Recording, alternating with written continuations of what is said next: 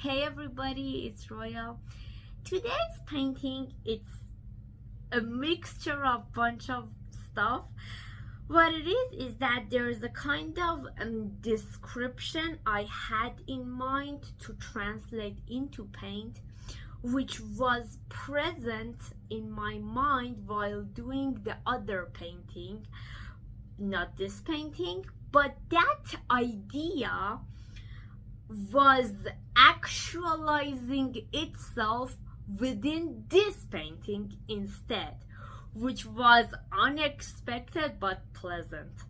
So what I was thinking about was that I recently read about the origins of monotheism and how Yahweh turned into the God of monotheists, which we know of today, which is, by the way, nowhere close to what we know of today. This is about 3,000-4,000 years ago, but the origin story is there.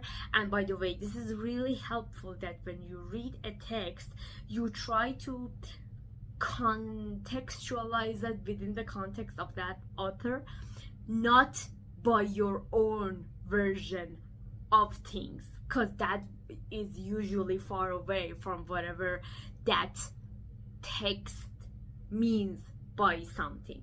So case in point is that I was reading the book of Ezekiel, and there is this part that he's sitting in exile and he's having a vision of God, and by the end of that he's surprised that he was seeing God here,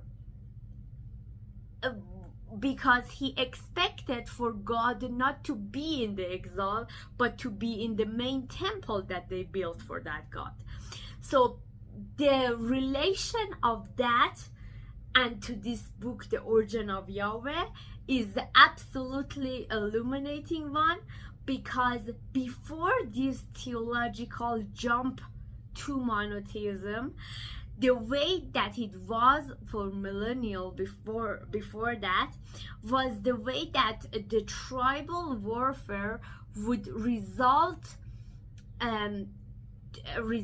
would be exile of the losers of that war, and that would mean those people who worshipped this thing over here would move to another location and be forced to worship whatever other god this other tribe had, and the remaining people would also be forced to adopt the god of their new king or something. So the theological mutation that happened with the evolution of the idea of God was that the monotheist idea would skip all of these problems and say, no, God is the God of all places of all time, and it would basically be present with you wherever you go.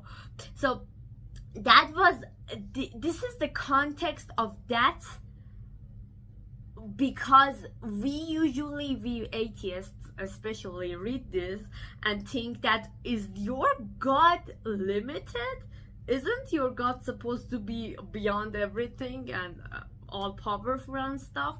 But no, this is pretty modern considering the history of the evolution of God as an idea.